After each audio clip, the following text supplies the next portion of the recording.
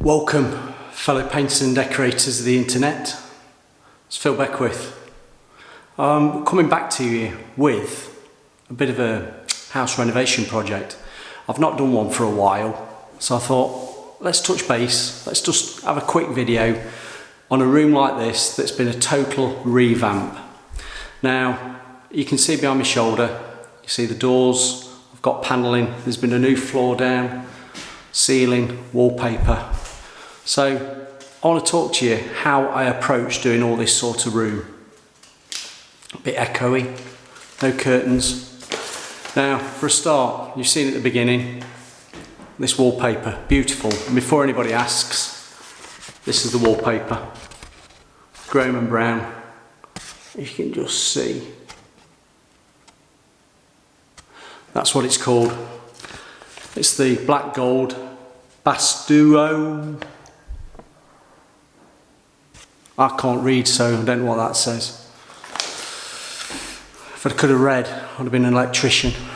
They earn more money, apparently. Well, they got the Porsche, not sure. But anyway, back to this wallpaper. This wallpaper is beautiful. If I scan round, you can see it all the way around the room. Went on well, no problem with it. It's a dark wallpaper. Now, I'm going to put a couple of photos just there. It was all lined, but we put some black bands down. So when the joints go up, if there's any movement in those joints, hopefully there isn't, if they start shrinking back, you don't see any white or light colour through that wallpaper, like there's a gap like that. Can you see me? Can you see me? It's nothing to do with the edges being black, because you can butt them up and probably lose those, but it's just if there's any movement on that paper or a bit of trimmings out. Movement on the wall, what do you mean movement on the wall? The wall could be slightly bowing, and that's where your paper only goes where it wants to go. You can have a bit of a gap. So black banding, like on those photos, don't have any problem. So, right, the panelling was all MDF. That was sprayed out with Helmi as an undercoat. Once the Helmi was on, it was all dry, loads of preparation to build it all up. Then it was undercoated, then it was brought up to a finish of Farrow and Ball. And you're going to say, Farrow and Ball? I'll go, yeah. Look. Look at this. Modern eggshell, beautiful. Now this is in the Californian collection, which is tar. The colour is tar. It's quite dark. Now Californian collection, I believe, is only available in the US, but you can get it in the UK if you know the right people. You see that? Modern eggshell. Nice sheen to the finish on all that. You can see that. Now that was all sprayed with a GXFF airless sprayer. The undercoat, I used a 310 spray tip. Now if you don't know what these are, just give some comments. If you do know what they are, give us a thumbs up. 310 for the undercoat, and the undercoat to this was a dark grey. And then for the finish coats, I used a 208. That gave me a 4-inch fan pattern. Ideally, I'd like to have a 308, but I hadn't got a 308. That was blocked and broke. So a 208 gave a nice spray, just over 1,000, probably about 1,100 to 1,200 PSI. Gave a nice spray finish to all the woodwork. And that's where you get this lovely sheen. You can see it on that door. I've got some doors around here. Also, lovely spray finish on there. Ceiling, sprayed. That was a 516 spray tip. Anti-reflex on the ceiling. So jobs are good in there. Spray the ceiling, get your lining done, then start bringing your combing around, bring your woodwork, and then the last job is your wallpapering. And your wallpapering, that Graham and Brown wallpaper, beautiful. I'll give you some close-up shots in a minute. So where are we with it? We had to sheet the floor down because the floor had gone down before I came in to finish painting it. Don't ask.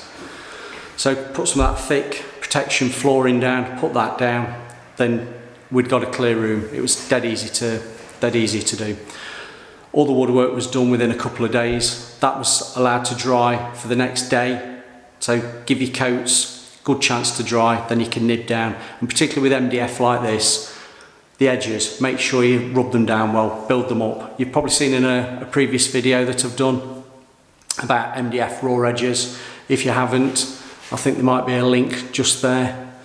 That'll show you how to prepare raw MDF edges to build them up to a nice finish.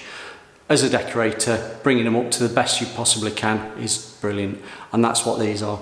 Now, you see all the way around, that colour in this room, I'm looking at it myself, is beautiful. It's dark, we've still got a light ceiling,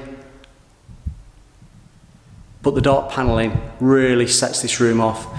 Now what we've done, what I've done, you can see I don't want to put it into the light because it will blind us. You've got a satin finish, which is the modern eggshell, but on the side flanks of this window, I will spin you around, I used estate emulsion, Farrow and Ball, which matches the coving to give a flat finish, so you get the contrast between the flat finish and then the satin finish there. Can you see that? Yeah, all the way up there, all the way around the windows. Now we didn't do the windows, they were all good condition, so I taped those up, protected them, but I did do the frames, just the, put that down. I did do the architrave frames, mouldings around the windows, so take the main casement up, and there we are, look, coming all the way around. And this is what the room's like. I'll go up to the coving, can I zoom in on that? Yeah. So that's a flat finish. Now, quick tip Tuesday, when you're working with water, particularly with Farrow and Ball estate emulsion, it marks very easy. So if you catch it with your sponge when you're wallpapering, you can get a little bit of a watermark showing. So my tip to you is, if you've got a situation like this, do what I've done.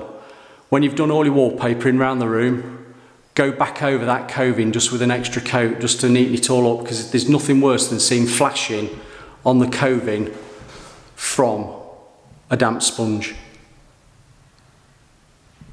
Can you see it's beautiful? So it's all even. Now, another little tip I'm going to just give you. Here is a raw edge of the wallpaper. I'll bring it in.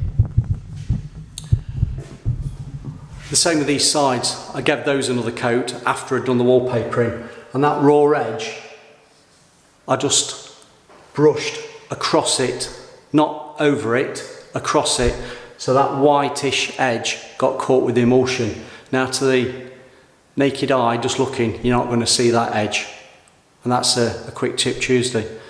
So on this renovation, which looks beautiful, I'll show you some pictures.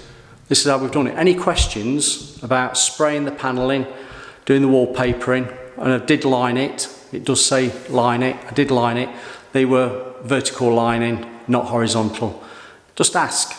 You're going to say, why not horizontal? I didn't need to, I knew where the lining paper was going, so I staggered it, so they weren't going to correspond with the joints. But this is a nice project that we've done. This paper's beautiful. I'll show you some photos at the end, and then you can ask me the questions. If there's anything you are unsure about on doing a room like this, where do you start? Just ask. But really, start with the ceiling, do your woodwork, finish with your wallpaper. Job's a good one. See you on the next one.